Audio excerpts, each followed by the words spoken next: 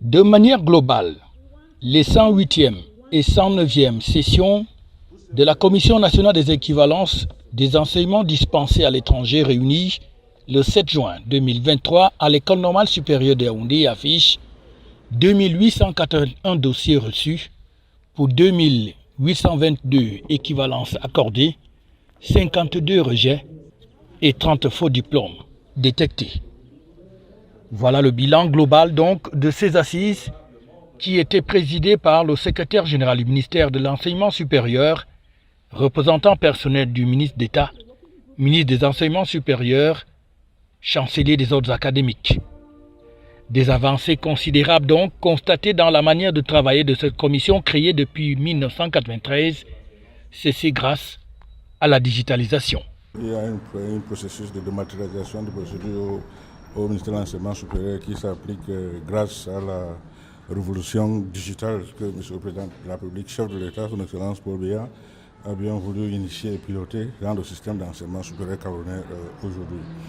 Ce qui explique le fait que les diplômes, les dossiers vont grandissant chaque session.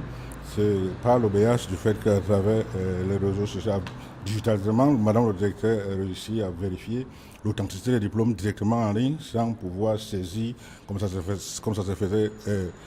fait toujours avec certains établissements de l'enseignement supérieur à l'étranger physiquement. Donc cela a fait en sorte que beaucoup a changé. Les dossiers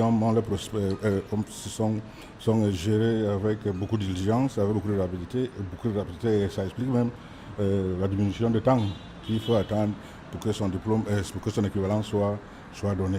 Il faut dire que les travaux de cette première session de l'année 2023, les 108e et 109e précisément, s'est déroulé en présence des représentants d'autres entités administratives, notamment la primature, le MINFOPRA ou encore le MINREX.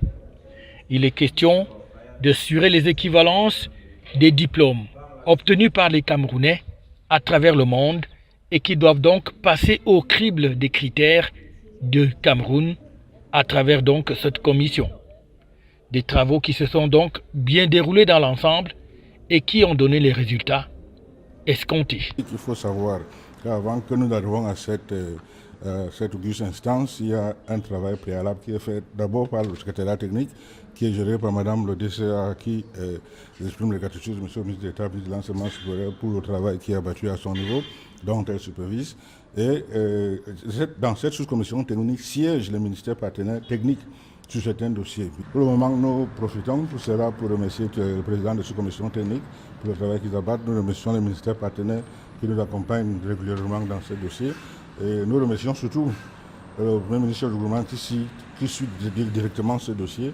Et disons merci au nom de M. le ministre d'État aussi à M. le Menfi pour les diligences financières qui nécessitent de prendre à le faire, de pouvoir permettre à M. le ministre d'État de remplir la feuille de route dans le cadre de cette commission d'équivalence qui doit avoir au moins 4 sessions annuellement.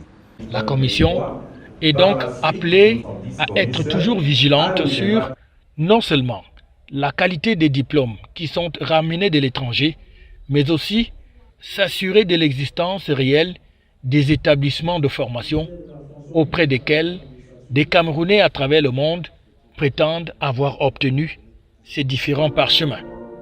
Car, on le sait bien, beaucoup de faux circulent et il est question d'être vigilant pour séparer le bon grain des livrets.